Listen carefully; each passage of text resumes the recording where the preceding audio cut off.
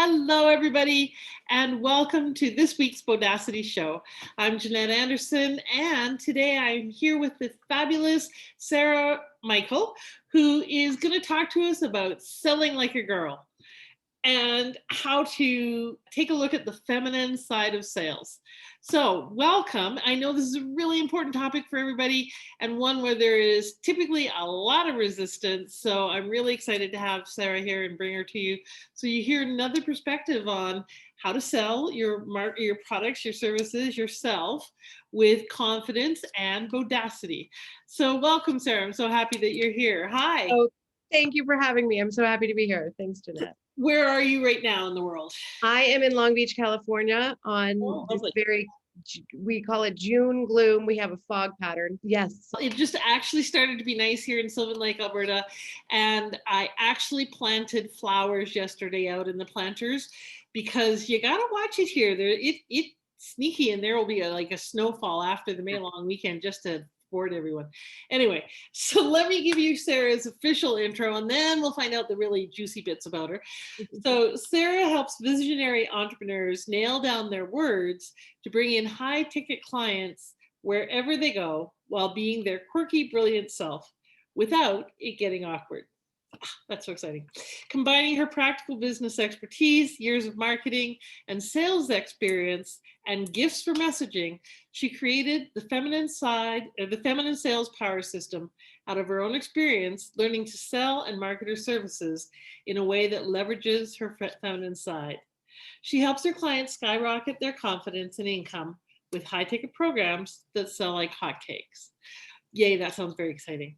Mm-hmm. All right, so that's the formal introduction and a little bit about her, a little tiny bit.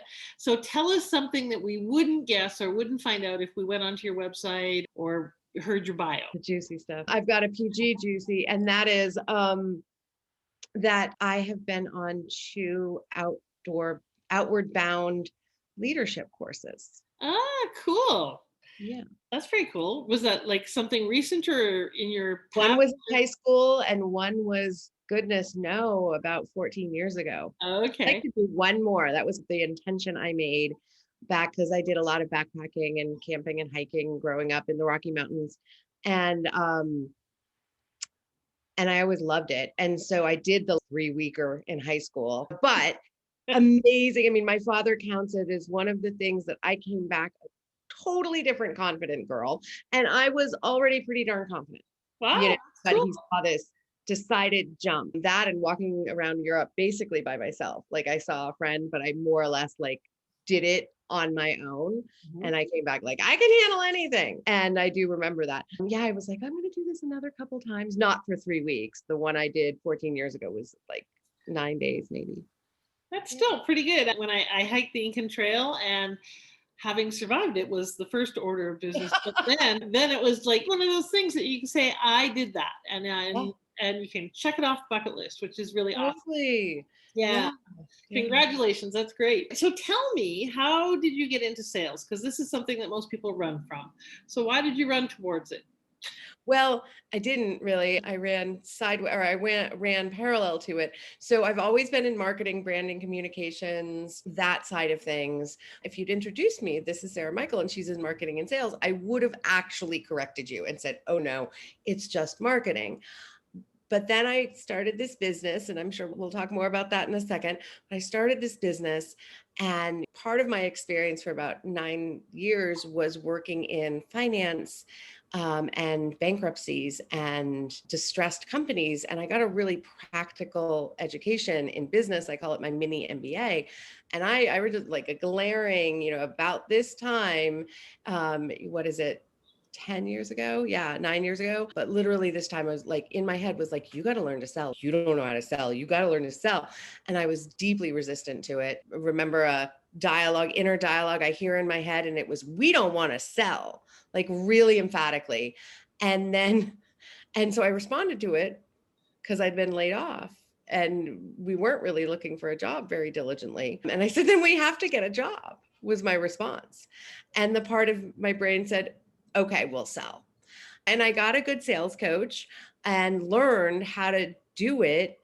And everything I've done really since I discovered the masculine and feminine survival instinct work and the masculine and feminine energies and powers, that there are such a thing, which I didn't know before that work, was taking whatever I learned, strategy, and massaging it and amending it to basically be as comfortable for me. My feminine survival instinct, our feminine survival instinct, is to stay connected. So how do I maximize connection in this thing, strategy, conversation, whatever, and minimize the potential disconnects, which is what the survival instinct is so fearful is going to happen.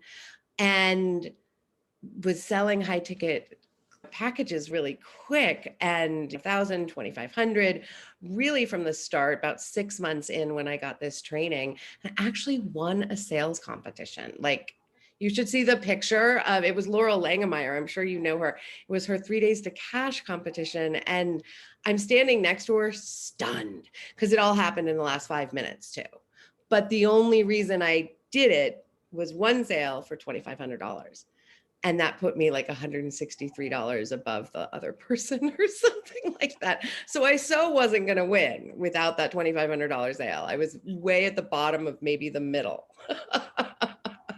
So I'm a good testament, as confident as I am. And you see me up here talking about sales, this is like, I'm a good testament that you can go from quaking in your boots to really solid in your boots and standing there confidently, solidly, knowing how to do this and having great success with it.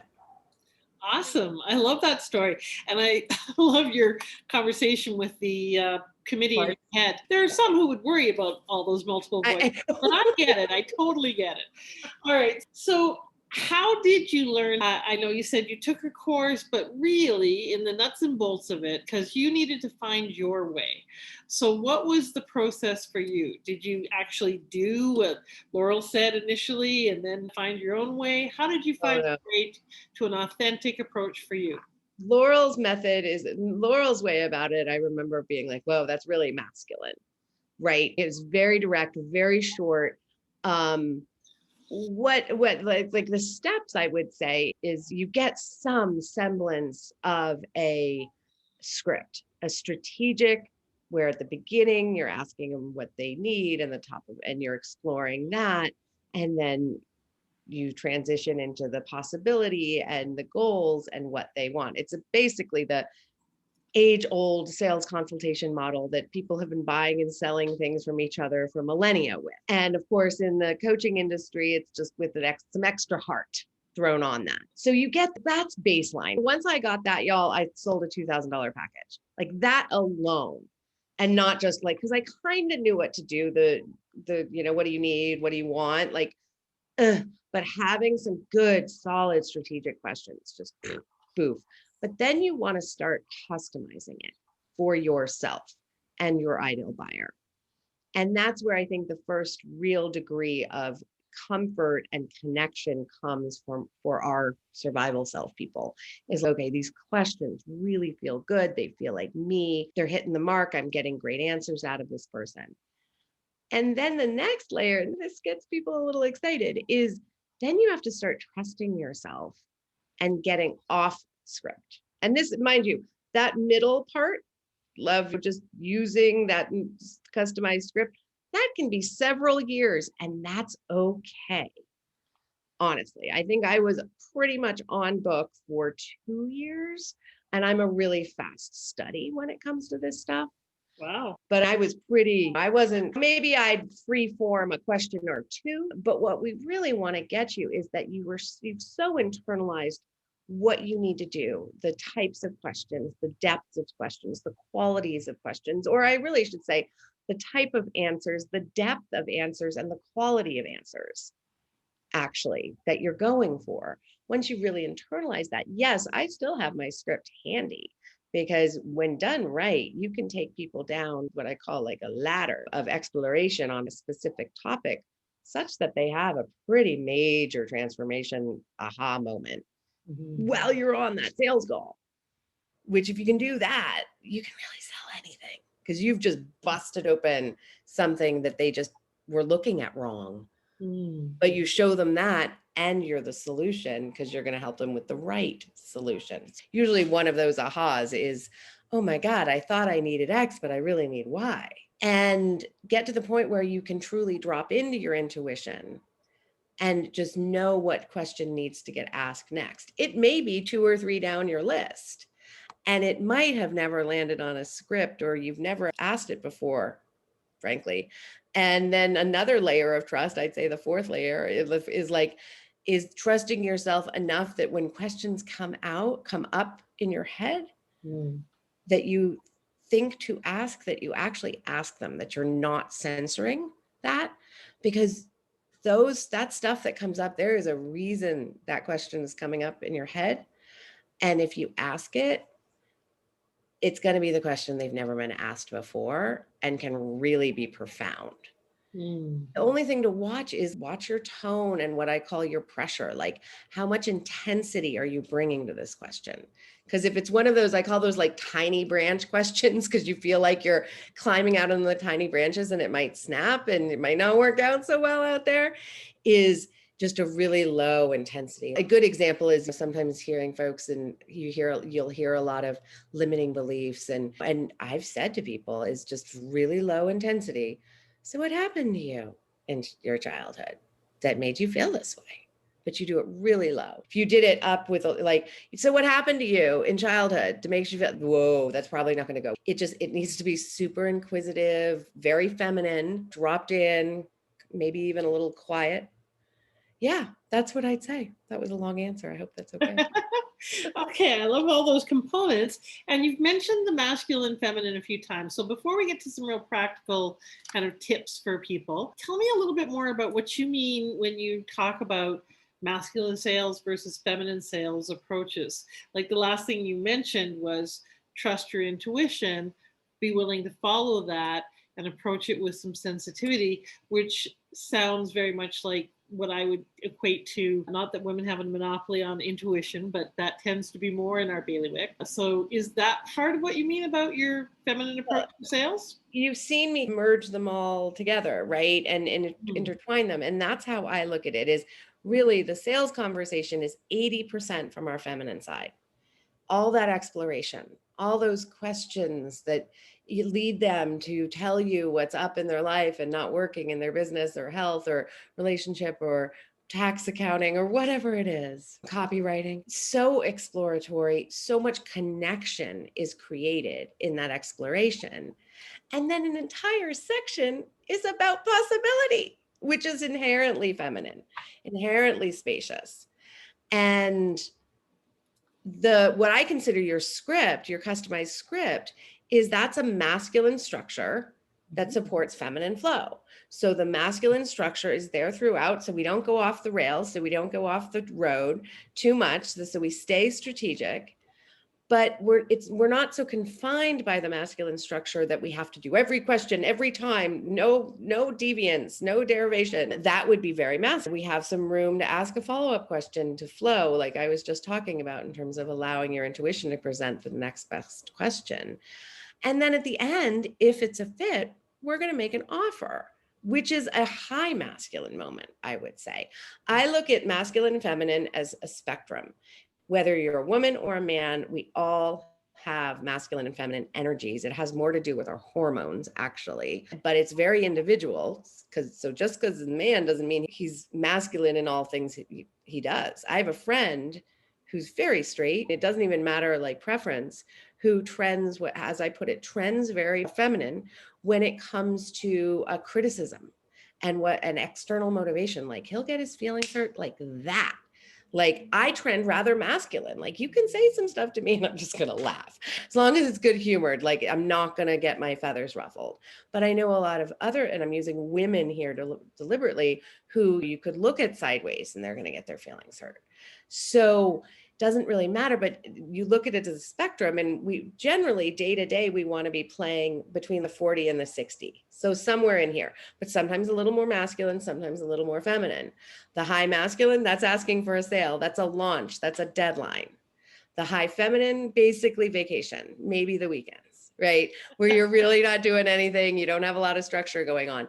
So one of the reasons I love talking about the sales conversation is it's an opportunity to talk about that broader concept, because really it's got your masculine structures that's then supporting the feminine flow.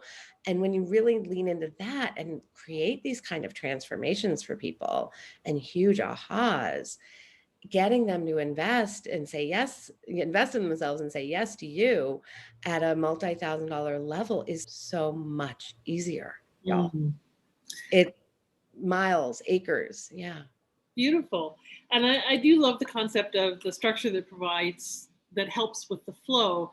That I see it as the banks of a river that keeps the river from being dissipated I on love the it. land. And the river gets to flow within those banks. So the banks help hold it and create the structure that's needed to be I love it. functional and be of service. One of the things that I often talk about is that there's a lot of people who, like you said, who think of the offer as the masculine, where I think it can really bring in more of the feminine as well, is we can't serve until we sell. We can't help those people until they become clients. I Yeah. mean, you can volunteer, but that's not what a business works on. Yeah. So it also is a means to the end of contribution and making a difference. And so I really see it as a beautiful blend of the two. Mhm. So I love that you are pointing out the dance between those, and Yeah. that the exploration and the possibilities, seeing possibilities, is really an area where women can excel and support, again, men and women, but can Mhm. support people really functionally with getting those ahas, moving forward, getting the support they need. And really, a lot of what it is sales is facilitating them having the support that they need. So tell me a couple of practical tips that people can use right now to increase their ability to sell effectively. Okay. One is, I thought I'd go at this one. So a common mistake I see is a lot of entrepreneurs are using very vague and abstract words to talk about what you do. And here's a quick tip. You want to not do that. Okay. Vague and abstract words have what I call approximate meanings. That means that about 85, or it means that most people have very individual definitions of that word. They learned that word through reading, y'all. I was an English major, got a lot of words in this head. I learned a lot of words through reading, and you better believe I look up a lot of words when I'm working with stuff like this, because I want to know the nuances and I want to know the subtleties and I want to know the subtext, because those little whoop, their head goes off. They're thinking about day camp when they were 8. I don't know. We want to, this is the only place in my life I want some control that I really need my control. I'm really not a controlling person, except when it comes to this. We want to control the image that pops into their head. And when we use specific words, specific meaning words to people, we're looking for those words that about 85% of the population sees in their head, gets an image in their head of the same image. So, and they're pretty easy to find, y'all, because they're small.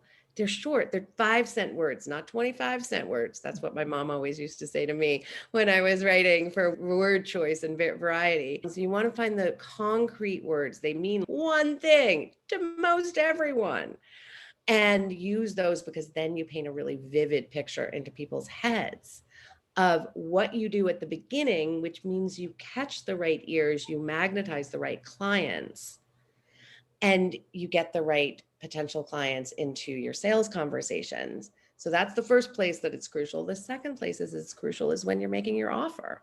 Can you, before you go off of that, can you tell us a little bit more? Can you give us an example of a couple of the kinds of words that you're talking about Yeah. So that sorry. people often Yeah. use and shouldn't? No, that's a good question. So it's the difference between like vitality and saying, "Oh my God, my hair is just totally freaking out." Here, I'm gonna have to redo it. It's the difference between vitality and have more energy every day, or wake up in the morning like with plenty of energy for your day. So it's usually more words because they're shorter and concrete. So we need to unpack your thought. Abstract words are abstract because they're trying to pack a big thought into one word. That's why they're abstract. You can't abstract a concept into a word, but we do it all the time. Right. So we're unpacking. It's the opposite of what I did in college. In college, I was taking the phrase and putting it into the one or two abstract word perfect. But you can do that when you have 20 pages, Right. not when you have a sentence or two. Another example, oh, empowered, y'all, never empowered. No one really has a solid definition of empowered. Right. You know, give you the confidence to actually know what you want and go do it. Empowerment is the go do it part. Right. Right. Got Yeah. it. Yeah. Yeah, that's great. I love that. Okay, what were you going to say? I interrupted your second. Oh, well, okay. So at the very beginning, it's crucial because magnetize the right people, get them in the conversations with you. But then when you're making your offer, because when you're making your offer, yes, it's actually very feminine. I just mean when you say, would you like to sign up? What credit card would you like to use? That's a direct question they can't wiggle out of. And it's a masculine question. Any question you can't wiggle out of is masculine. But making your offer, you want to, again, paint that really vivid picture of what they're going to have, what they're going to get, the transformation, the benefit of working with you in such a vivid way that they feel like they can almost touch it, like they can see it so clearly that they feel like they can almost touch it.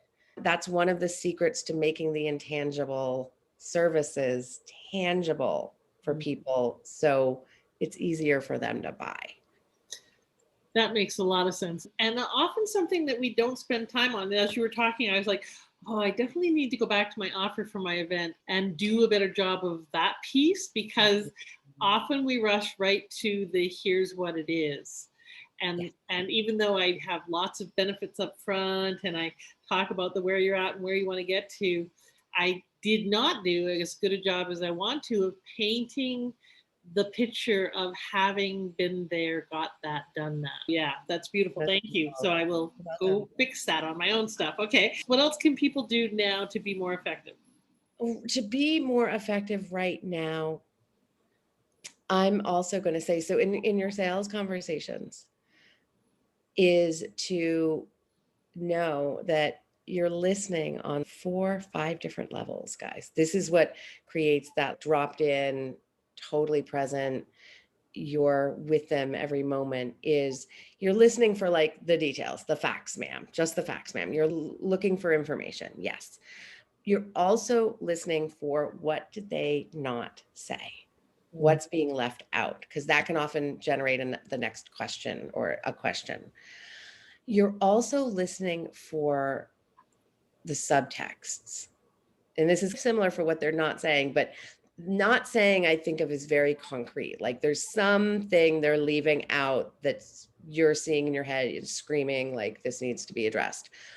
The subtexts are, what are they leaving out because they're a little afraid of it, or they're not sure it might be inbounds. Like I know with business coaching, a lot of people, it might be something to do with husbands or families or something more personal, and not thinking like I can talk about this here. And I don't know, for me, for my clients, no, I mean, if you can't focus, if you're upset about something, you can't focus on your business so well. So we're going to talk about that for a little minute and settle that down, and then move on to the business stuff.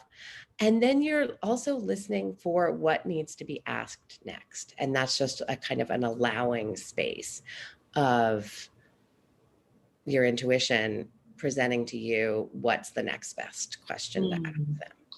And I think when you bring a little deliberation into how you're listening and knowing, you're just knowing that that's your job, listening on those 4 levels. Yeah. I love it. And yeah, there's a lot going on in that process. That's part of why. And I really love that you said that you were stuck to script for 2 years, because I often will provide my clients with a template and a script, and they go, oh, but scripts sound so inauthentic. It's no, scripts free you up to be present, as opposed to scrambling and missing stuff, and having those shores that allow the river to flow. Yes. And really having a process. Before we get too far down the road, because we have to wrap up soon, and I'd love to end on another tip, but tell us how people can find out more about you.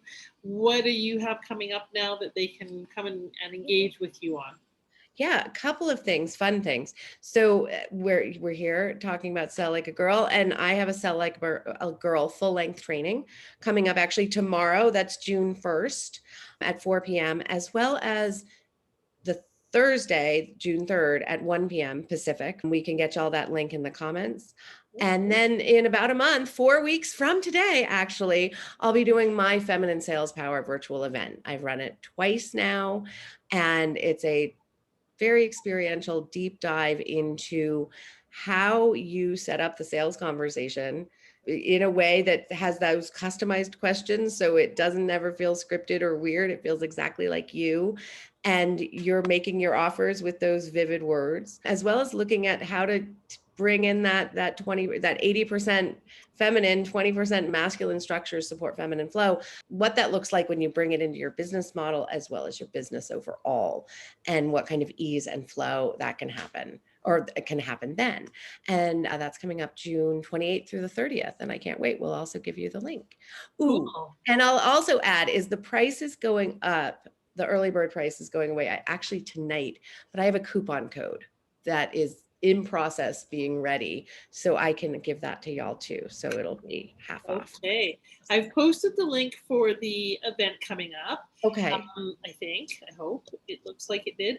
And also your wonderful little ebook, I think it is, that you've provided that they can go and download for free. Yes. And your Find Clients Everywhere 7 Essential Money Making Conversations flowchart, as well as the link to the event.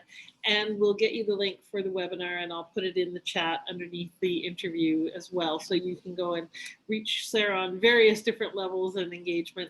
And what I really hear, Sarah, is that for you, a big part of sales is actually showing up, being present, being curious, and caring about the person that you're with. And I know that you do a lot of sales of high ticket items at other people's events for other people. How do you bring that curiosity and that skill to various sales conversations, not just for yourself, but for other people as well? What's the thing that allows you to be successful at that? I think it's truly caring about building relationships and looking at every conversation as a long game. Like this, and I think a lot of people, because of the click and buy, and you just click a link and you're either in or you're out, and it's very binary, have started seeing people rather transactionally. And we've talked about this before. And so really looking at building relationships and connecting and knowing that the more interest I show in them, the more dividends that's going to pay me short and long term, potentially, both mid and long term, but thrice down the road. I think that's the key. Care about this person. I'm going to send an email like promoting my webinar or the free training. That's basically all these people who want to start selling in Messenger and like they don't want to do sales calls. I'm like, I don't know about y'all, but for a high ticket for $3,000, $7,000, $12,000, $15,000, I'm happy to get on the phone with you for an hour. Mm-hmm. I don't want you to not spend that kind of money without talking to somebody for an hour, because that's a large investment, and I want you to like this person and know you're making the right decision. Exactly. Yeah, it is. It's about investing to create investment, right? Yeah. Short and long term. Yeah. Awesome. Any last words of wisdom that you'd like to leave people with? Know where you're at in business and the right marketing strategies for where you're at. So a lot of folks selling scaling strategies to folks that aren't ready to scale. You're not ready to scale until you're way up there, farther than you probably are. I'm not there. I'm just still in the leverage place, y'all, which is stage 2. But people are level jumping and trying to do that, and it really doesn't work. You need a lot of those strategies. You need a large list. Mm-hmm. Or an ad budget that's insane.